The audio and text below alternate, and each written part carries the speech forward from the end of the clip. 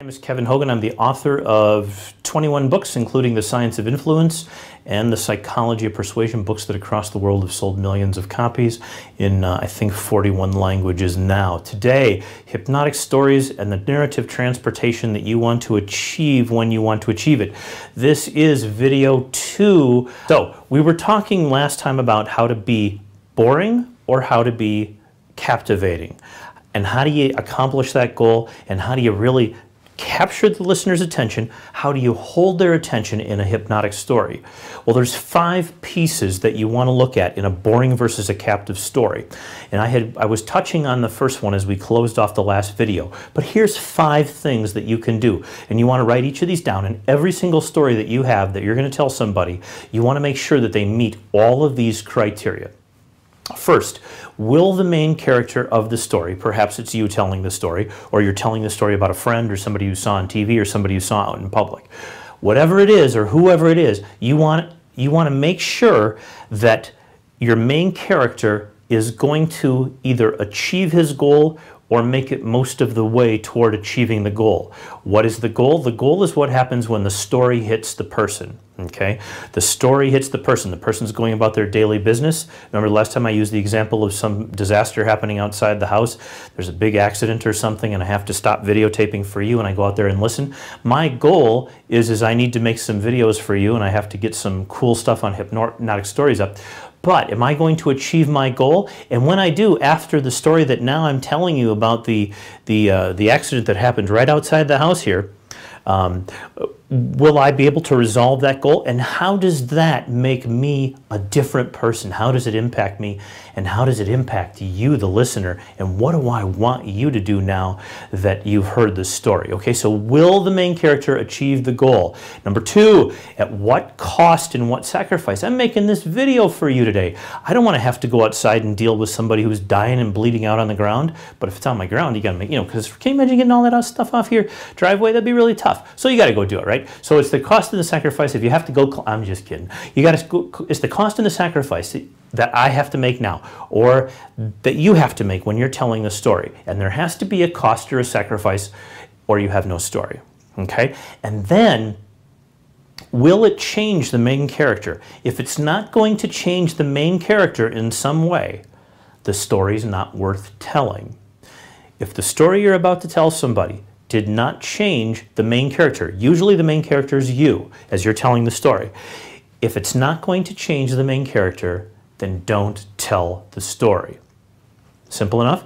And then, during a story, at some point, probably in the middle, and even as close to the end as almost to the climax of the story, which is about 3/4 of the way through the story, and I'll talk about that in a later video. But you want to make sure that there's always that element of all is not as it seems. And I'll take specific stories as we go through this video series, and I'll walk you through specific examples of all is not that it seems. But basically, it has to be somewhat apparent that I'm leaving out a critical detail. Something is missing. This is what all humor comes from, is this piece. But it's way more than humor. This is the mysterious piece. This is the puzzle piece that solves the problem for Sherlock or all of the detectives or CSI or whoever, right?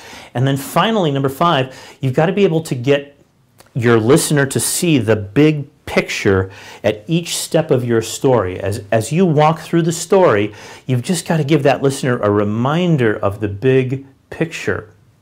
So today, in my example that I was using, there's an accident outside the house. I need to get these videos done for you. It's super important. They got to get up on YouTube today so I can show them to you. I need to show them. Why do I need to show them? Because we've got a super important new e-course coming out about storytelling, which is super in-depth, super awesome, absolutely the coolest thing ever created on stories. But I'll never get it done if I don't go and take care of the problem outside the house. But that's going to change me too when I go do that.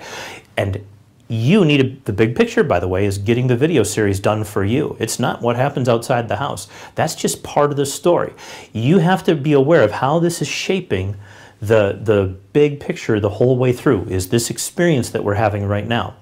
So once again, if you have these pieces, the person is going to be less likely to evaluate your story, which you don't want. You don't need a critic. You want a listener. You want a ravenous, rabid, captivated, person listening that can't wait to tell your story to someone else. You want to make sure that they don't scrutinize your message. You want to make sure that there is narrative transportation, and if there is, if you have successfully allowed the listener to consume your story, then they won't scrutinize the message. It won't have critical thought attached to it.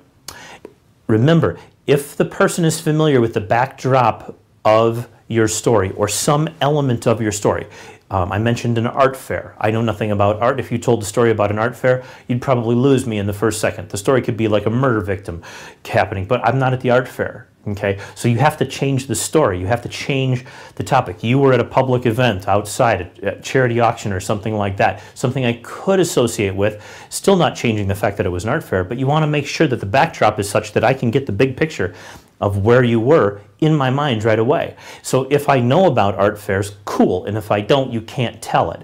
You got to make sure that I have familiarity with your topic, with the genre that you're telling the story in, and also the culture. Super important. We'll be going more there later as well. You've got to be certain to it. Grab my attention immediately. Grab my attention immediately, and then you have to captivate. You must motivate me to listen to the story. You're talking now, and you have seconds to capture my attention. Seconds. That requires focused attention. In other words, I have to be able to get you into the story so well that you don't hear anything else that's going on outside you. Just like you might be aware of sounds now, but you weren't before.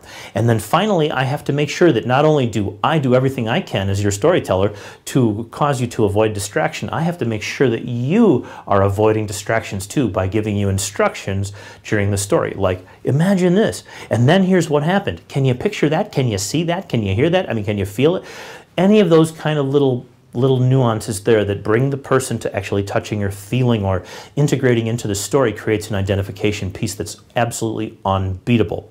And finally, for today, for this specific video, transportability comes from empathy. And remember that. If you want to have a truly hypnotic story, that listener of yours must resonate with the main character. If it's you or whoever it is, it might be even them. But whatever the story you're telling is, they must resonate with the main character and feel what they're feeling and want that person to feel better, get well, accomplish their goal, get where they need to be. That's your goal. That's how you know you're going to succeed or fail.